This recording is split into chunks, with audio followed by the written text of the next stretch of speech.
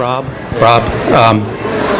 What's the welcome speech? Am I supposed to be doing that? You're supposed to be talking. You have to talk. Wait a minute, I'm talking? Yeah, you're talking. Okay, tonight. so exactly when was I supposed to be told that I'm giving a speech at this wedding? Wait, nobody told you? Aren't you speaking? No, Rob's speaking. Are you speaking? I thought this was Marin's wedding.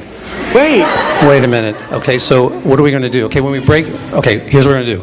When we break the huddle, you do this scratchy your head thing, and you do the fumbling the ball thing. All right, okay? all right. So we're going to break here and Hey, just... Dr. K, Wait. your mic's already on, man.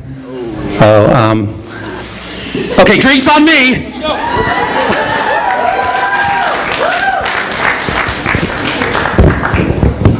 Anyway, that's the beginning, and only the beginning. So I'm going to sit for this, get a little comfortable here, because if y'all know me, you might be here for about an hour. But we're going to try to entertain. This is unrehearsed a little bit, so bear with me a second. But if you know Elise, or if you know me, you know I'm long-winded. So we'll just start with that. And Elise is very much on a timeline tonight. So she gave me a very, very specific amount of time to give this. So if you were at Maddie's wedding, it lasted about an hour and a half. So I'm down to about 10 minutes, 32 seconds. All right. So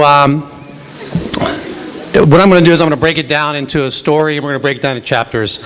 And we're going to start with, this is harder than I thought, something like this. Okay.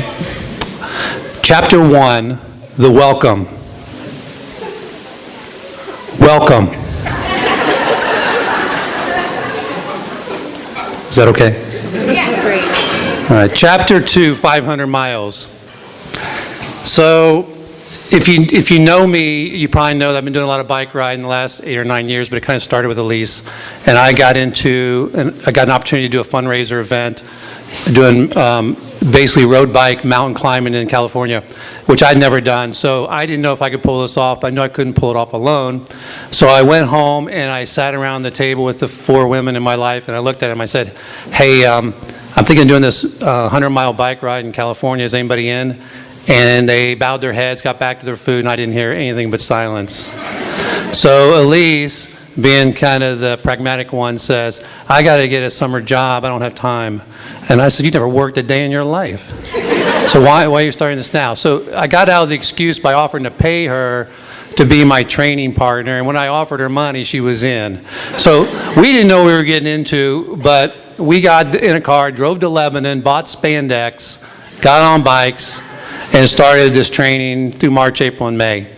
And we didn't have a clue we were getting into, but it was an amazing experience. But it was actually one that started a journey that would build a kind of a personal and special bond for us. And we rode, I don't know, probably at least 500 miles, maybe 500 more.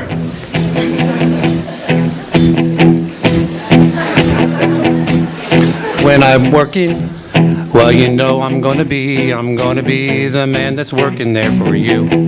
And with the money that I'm making from my work, I'm gonna turn around and spend it all on you. But when I came home, well, I know I'm gonna be the man there watching Grays with you. And when I'm grown up, well, I know I'm gonna be the man who's still watching Grays with you.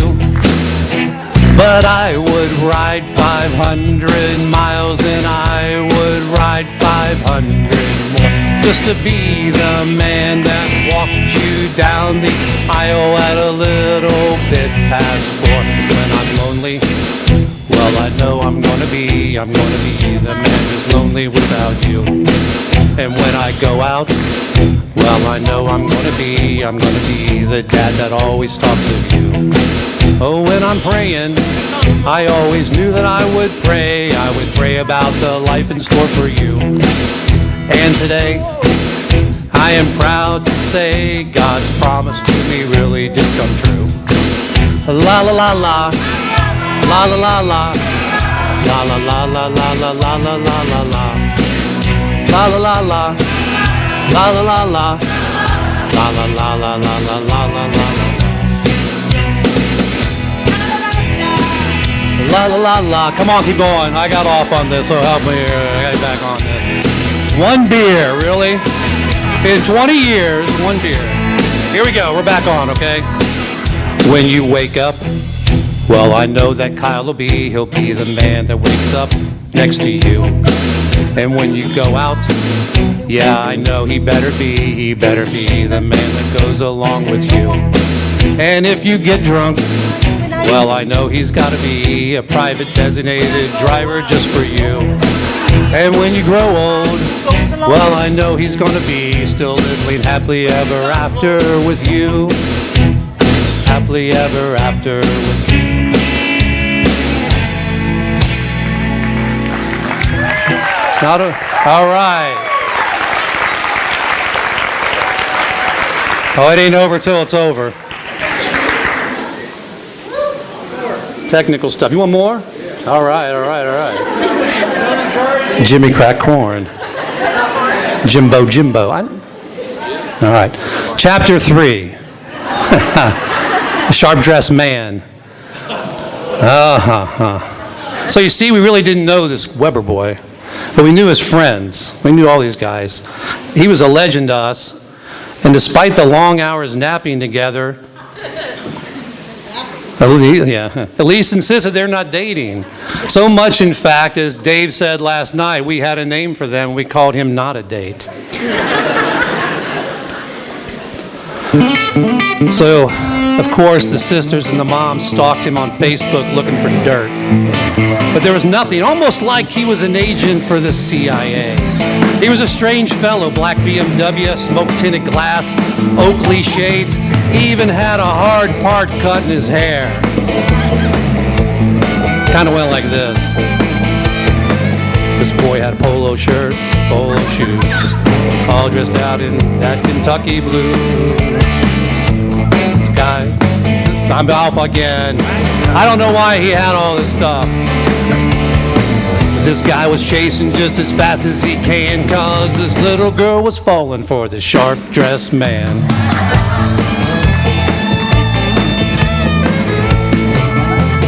You see, he was a salesman selling roofs, always looking for shingles that are loose. He's driving in the dub, cruising. You better watch it, boy, 'cause I may do you in, you see. This young man was running fast as he can, but my little girl was falling for the sharp-dressed man. Well, see, the story goes on because Kyle figured me out. He knew I was a basketball guy, so the next thing you know, he's dragging me to middle school games, high school games, college games, flying to the hoop games. He even took me to Orlando to watch basketball. Heck, I was starting to like this guy more than Elise. But anyway, we got to know him. We got to like him. He's a pretty good dude. So he came out about March and he said, Dr. K, I got a question. I said, what's up, Not a Date? He goes, thinking of asking your daughter to set a wedding date. Of course, we said okay, because we really like you, despite what I'm saying here. But you see, because this boy was a UK wildcat. He's a Dayton Flyer now, it's simple as that. He had a windmill and a alley-oop. He was always wondering what dunk to do. But this young man has a new greatest fan, 'cause my little girl just married the sharp-dressed man.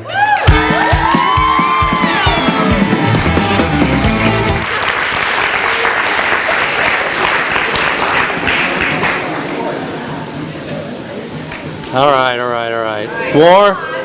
More, okay. So, we're going to bring it down a little bit. Get a little serious. Maren, we'll get a little serious. I'm just kidding. Okay. All right, so bear with me here. This one may be trouble for me. Chapter 4 is being Elisa's father. There are no words.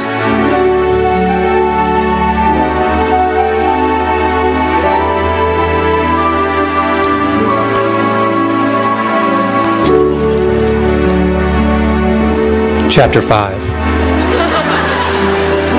grab the tissue.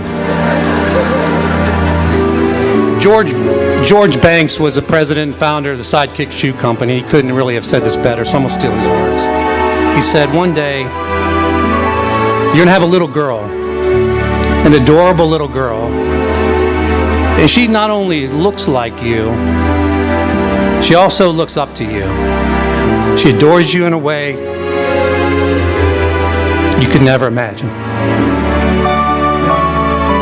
I remember how her little hand used to fit inside mine, how she used to love to sit on my lap, lean her head against my chest, and she'd look up and she'd simply call me Daddy. Then the day would come, she wants to get her ears pierced, she wants to drop off a block before school. The next thing you know, she's wearing eyeshadow and high heels. And for you dads out there, from that moment on, your life is in a constant state of panic because you worry about her going out with the wrong kind of guys.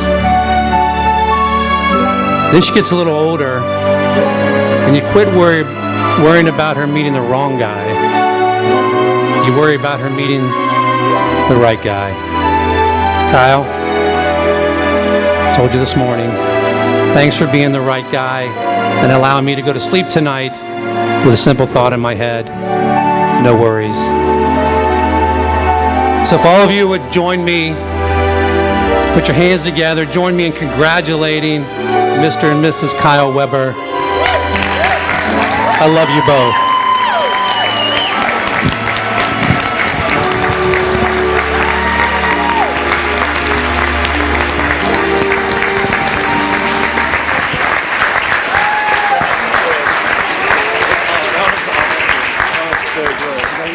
That was good.